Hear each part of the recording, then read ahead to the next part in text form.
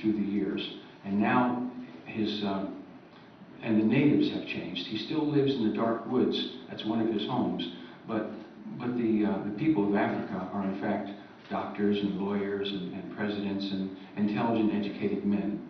And the witch doctor has attended universities, and the whole thing has changed over the years. And the Phantom is a protector and a benevolent force in the jungle, but he's no longer a ruler of the jungle.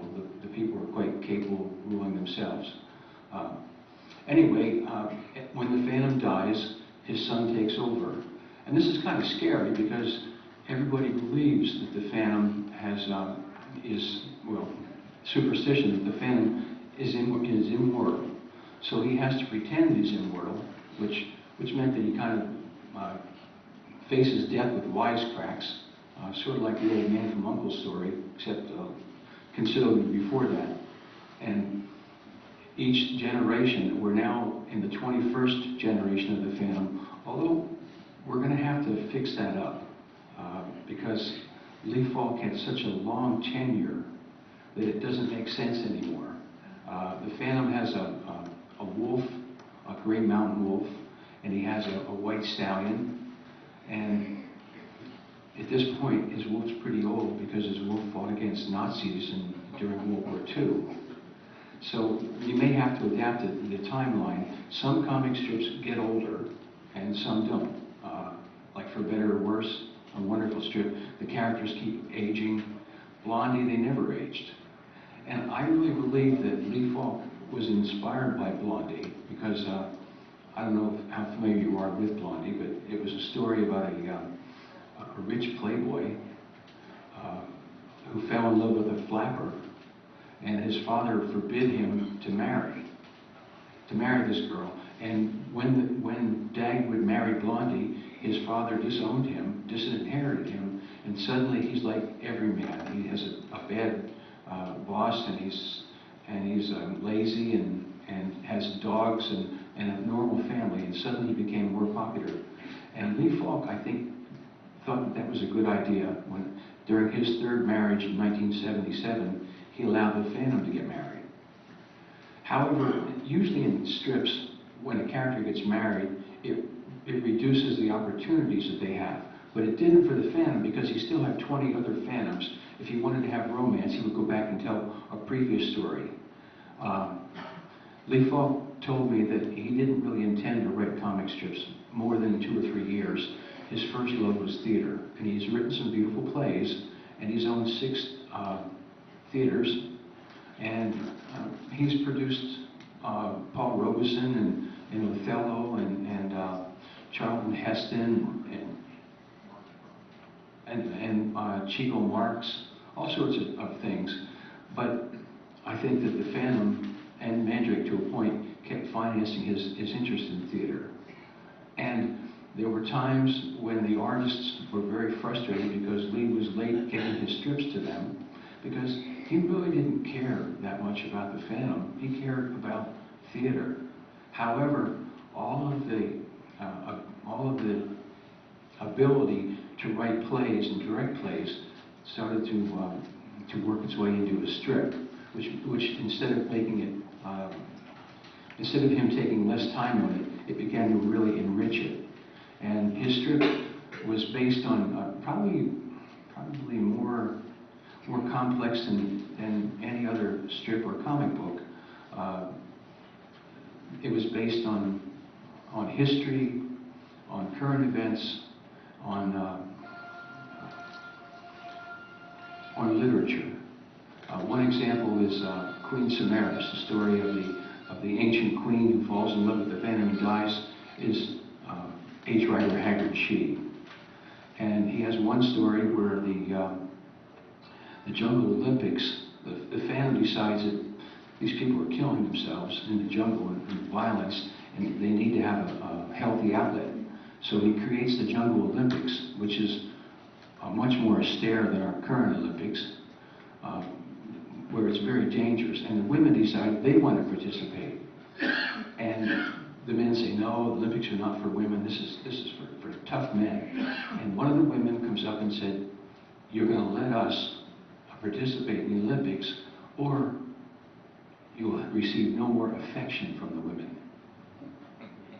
Sound familiar?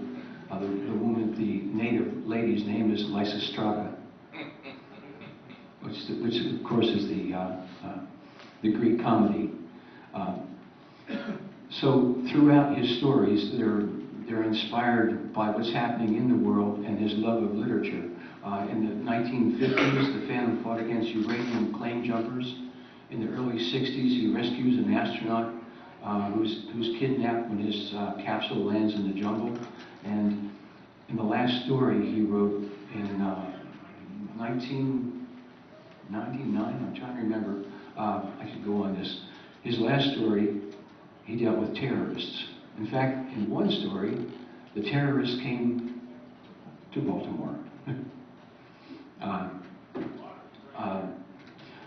I could also speak a little bit about the look of the Phantom. This is interesting. Lee originally wanted to call the Phantom the Great Ghost, which I think was an inspiration he drew from John Singleton Mosby, who was a real great ghost he was an authentic Civil War hero, who actually once single-handedly captured a general and helped people escape and did some of the same daring exploits that the Phantom did.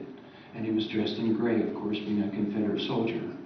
Well, Ray Moore got together with some of his friends, and they designed a costume for the Phantom. And if you actually break it down, it was that of a circus performer, and ahead of the mask and cowl were like an executioner, and the skull motif was just to make it cool.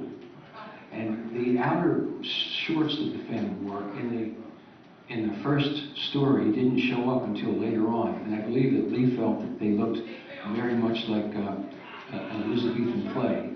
His first love, of course, was the theater.